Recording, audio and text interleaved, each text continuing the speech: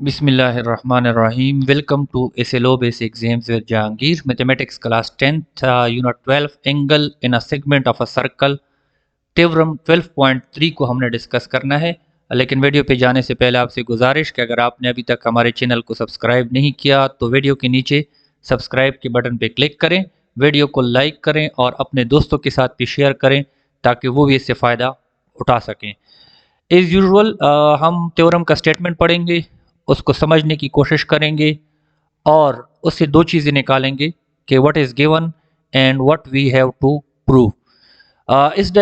इस थ्योरम में बेसिकली हमने तीन एंगल्स से हमने सर्कल को देखना है और उनके कार्ड्स को देखना है कि कार्ड्स जब होते हैं तो उनकी क्या पोजीशन बनती है, वो किस जगह पे हो तो एंगल किस तरह बनते हैं, ये हमने डिस्कस करना है।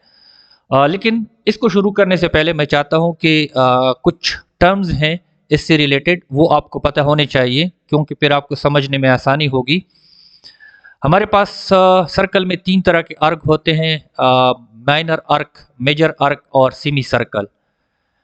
माइनर आर्क वो आर्क होता है जिसमें जो डिग्री मेजर होती है वो लेस देन 180 डिग्री होती है और इसको नॉर्मली हम जब रिप्रेजेंट करते हैं तो 2 कैपिटल लेटर से, जिस तरह इस डायग्राम में जो नीचे दिखाया गया है AC से रिप्रेजेंट किया गया है।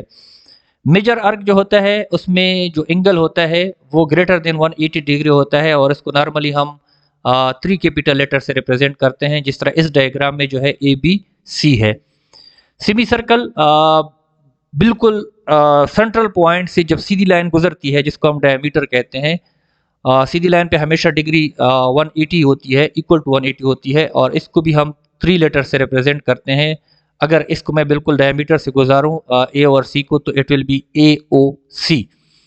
इसके अलावा दो और चीज़ें जिसका समझना ज़रूरी है इस थ्योरम को डिस्कस करने से पहले। दो तरह के एंगल होते हैं, एक हमारे पास सेंट्रल एंगल होता है और एक सरकम एंगल होता है। सेंट्रल का लफ्ज़ जो है वो सेंटर से निकला है और सरकम का लफ्ज़ जो है सरकमफेरेंस से निकला है। सादा अल्फाज में वो एंगल जो सेंटर के साथ बनता है उसको हम सेंट्रल एंगल कहते हैं और वो एंगल जो सरकमफेरेंस के किसी पॉइंट के साथ बनता है उसको हम सरकम एंगल कहते हैं। इस डायग्राम में जो हमारे पास ये शेड है पिंक कलर से, ये O के साथ जो एंगल बन रहा है ये हमारा सेंट्रल एंगल है और ये जो येलो शेड है इसमें B के साथ जो एंगल बन रहा है ये हमारा सरकम एंगल है। अब हम थ्योरम को डिस्कस करेंगे तो आपको समझने में आसानी होगी। हमारे पास थ्योरम का स्टेटमेंट सबसे पहले पढ़ते हैं, the angle in a semi circle is a right angle, और दूसरा, in a segment greater than a semi circle is less than a right angle, और तीसरा, in a segment less than a semi circle is greater than a right angle. इसको समझते हैं। हमारे पास यहाँ पे बात जो हो रही है एंगल की, ये एक्चुअली बात हो रही है सरकम एंगल की। इधर से हम शुरू करते हैं क्योंकि ये सेमी सर्कल है। ये जो मैंने ब्लू कलर से शेड किया है ये हमारा सरकम एंगल है, इस एंगल की बात हो रही है। तीनों डायग्राम में इस एंगल की बात हो रही है। और ये जो मैंने ब्राउन कलर से शेड किया है तीनों में, ये हमारा सेंट्रल एंगल है, इसकी बात नहीं हो रही। तो हमारे पास पहले स्टेटमेंट में हमारे पास अगर सेमी सर्कल हो, मतलब आपका जो कार्ड है वो डायमीटर भी हो, मतलब बिल्कुल दो बराबर हिस्सों में तकसीम करे सर्कल को, जिस तरह इस फिगर 1 में तकसीम किया गया है, येलो कलर से मैंने शेड किया है। तो इसमें हमारे पास जो सेंट्रल एंगल है वो तो 180 है और हमने प्रूफ करना है कि जो सरकम एंगल है, ये जो ब्लू कलर से है, ये 90 डिग्री होगी। 90 डिग्री मीन्स राइट एंगल होगी। दूसरे में, अगर आपका सेगमेंट यहाँ पे येलो कलर से जो है रिप्रेजेंट हो रहा है greater than semi circle, semi circle से ज्यादा हो, तो फिर आपके साथ जो सरकम एंगल होगा वो लेस देन राइट एंगल होगा, लेस देन 90 डिग्री होगा। यहाँ पे दोबारा मैं रिपीट कर दूं, ये सेंट्रल एंगल की बात नहीं हो रही, सरकम एंगल की बात हो रही है। तीसरे स्टेटमेंट में जो है in a segment less than a semi circle, मतलब सेमी सर्कल से कम हो, तो उस सूरत में आपका जो सरकम एंगल होगा वो ग्रेटर देन 90 डिग्री होगा। ये हमने प्रूफ करना है।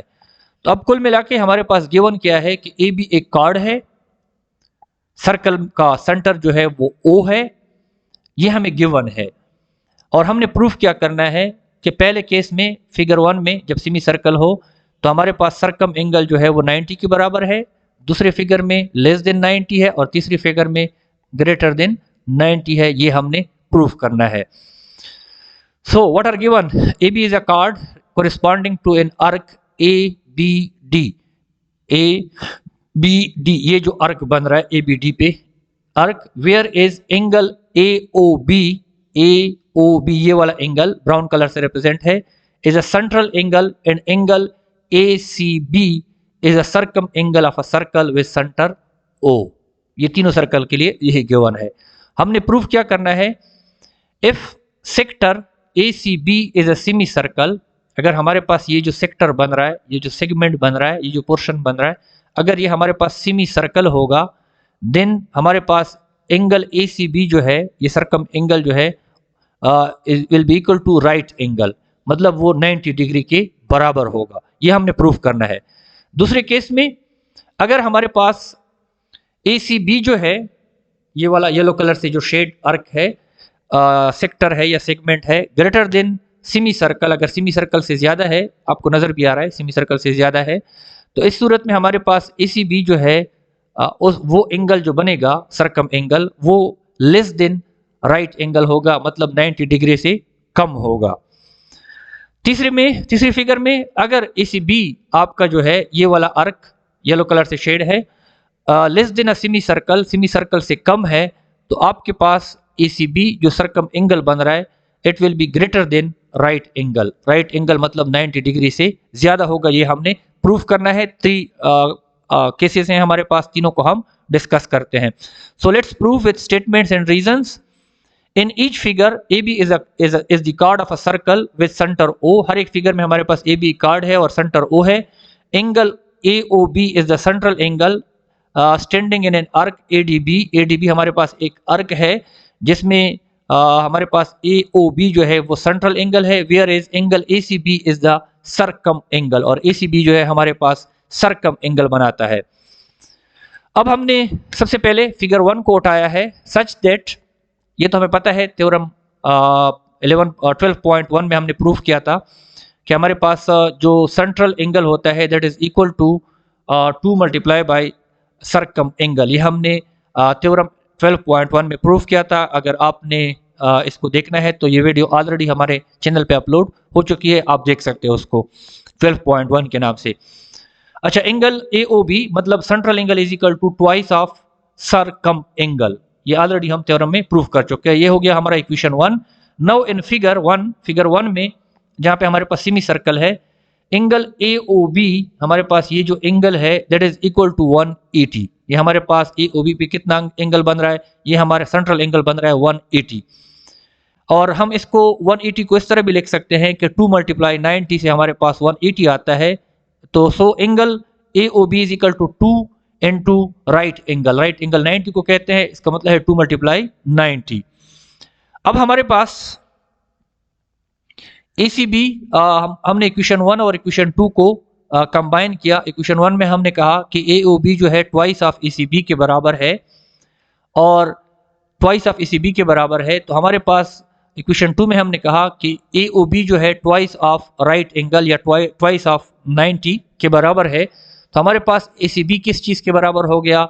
ACB हमारे पास बराबर हो गया 90 के, क्योंकि हमारे पास इधर राइट एंगल है, तो यहाँ पे आप एंगल ACB लिख दो, तो उससे फिर हमारे पास 90 होगा, तो 2 मल्टीप्लाई 90 से 180 आएगा। या इधर राइट एंगल है, इधर ACB है, तो आप क्या कर सकते हो, इसकी जगह पे ACB डाल दो, तो हमारे पास ACB जो है वो क्या है, हमारे पास 1 राइट एंगल या 90 डिग्री के बराबर है। अच्छा, तो ये हमारे पास फिगर 1 हो गया। आई डू होप इसमें कोई कम्प्लेक्सिटी नहीं होगी, but for the sake of आसानी कि मैं आपको समझाऊं कि AOB एंगल जो है ट्वाइस ऑफ ACB के बराबर है, AOB जो है 180 के बराबर है। तो हमारे पास आप ACB में कन्वर्ट करोगे, या यहाँ पे इक्वेशन को छोड़ दें, सादा अल्फाज में मैं समझाता हूँ, इसकी जगह पे 180 लगा दें।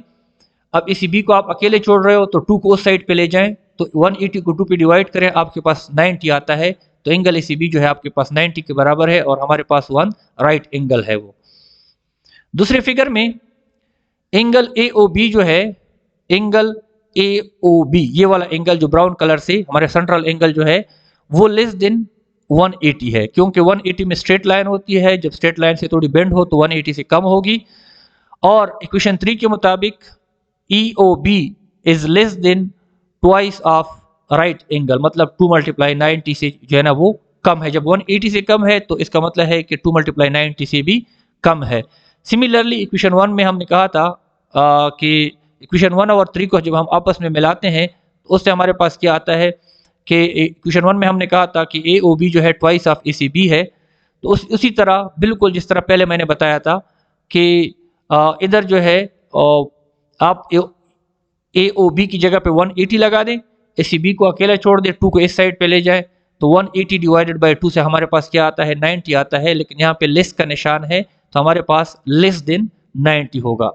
90 की जगह पे यहाँ पे राइट एंगल लिखा हुआ है। सो ACB is less then 1 right angle. फिर फिगर 3 पे फिगर 3 को डिस्कस करते हैं, जहां पे एंगल जो है ये आप देख सकते हैं, यहाँ पे हमारा एंगल बन रहा है ब्राउन कलर में, मैंने शेड किया है, ये ग्रेटर देन 180 है। ये हमारा इक्वेशन 4 हो गया, जबकि हम जानते हैं कि एंगल AOB जो है ग्रेटर देन 180 हो गया, तो ग्रेटर देन 2 मल्टीप्लाई 90 या 2 मल्टीप्लाई राइट एंगल हो गया। इक्वेशन 1 और 4 को फिर हम इस्तेमाल करेंगे, उससे हमारे पास आ जाएगा 2 into multiply by ACB is greater then 2 into हमारे पास राइट एंगल। तो इसका मतलब ये है कि ACB is greater than 1 right angle, मतलब 90 डिग्री से ये ज्यादा है।